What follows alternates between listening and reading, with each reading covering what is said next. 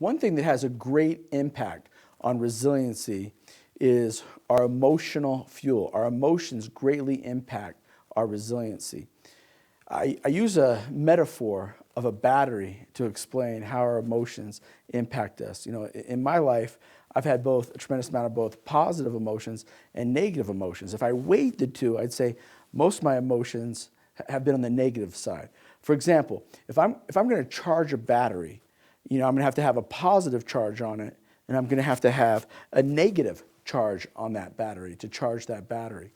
And if I just had a positive charge, it wouldn't charge. If I just had a negative, it wouldn't charge. And what I realized is I can have a lot of different emotions. On the positive side, emotions we can have is we can feel happy, we can feel at peace, we can feel motivated, we can feel trust, love, acceptance, optimism. Those are all very positive emotions. But one day it hit me.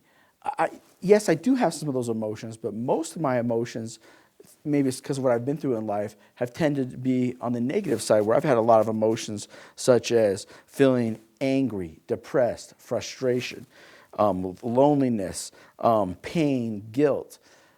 If I had to weigh the two, for me, it's probably been 70% on the negative and 30% on the positive. So as it relates to being successful, you might want to just focus on positive emotions. But what I'm talking about here is resiliency. And I believe resiliency transcends success.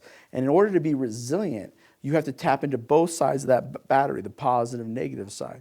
And the ability to take the negative emotions and use those negative emotions as the reason to push through, to put one foot in front of another, I have found is just as powerful as using some of these positive emotions. Now, of course, you want to use both. If you have positive thoughts, I'm not saying in any way you should not maximize your positive thoughts. Absolutely, tap into the positive.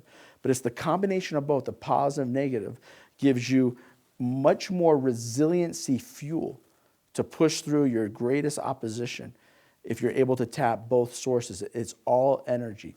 All emotion is energy, the positive and the negative. If someone did a psychosocial history on my background, they would not be confused why I was on death row. If I ever ended up on death row, no one would be shocked. They would look at what I went through in my life and they say, okay, that's how he ended up there. What I'm saying is that same rage, that same anger, that same frustration that could have put me on death row is the same anger, the same rage I use today to create productive outcomes. I'm just tapping into that negative emotion and saying, because of this anger, because of this rage, I'm going to try to give a better speech today.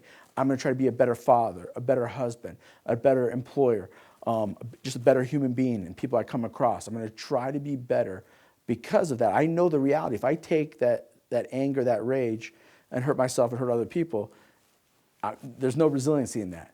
But there is tremendous fuel as it relates to being resilient when you have the ability to take both the positive and negative emotions and tap into them as a source. And just like that battery is only charged when you have the positive and negative. To be resilient, you have a huge resiliency advantage if you can tap into both. Examples of a famous person who did that. Nelson Mandela was put in prison for 27 years. He was abused by a security officer there at the prison. He took that anger, took that rage, and used it as the fuel to become the president of South Africa. He invited that guy to his presidential palace and said, here's the nicest food, the nicest clothing. Because you beat me for 27 years, I'm going to become a greater human being. That's an example. I'm sure he also had positive thoughts and he had negative thoughts. He literally tapped into both of them as a fuel source. And he took those negative emotions of feeling hurt, angry. If someone beat me for 27 years, I'd feel a lot of hurt, a lot of anger, a lot of frustration. He said, I'm going to become greater because of that. That is a learned attribute. What I'm so excited about resiliency is we know how to teach resiliency today.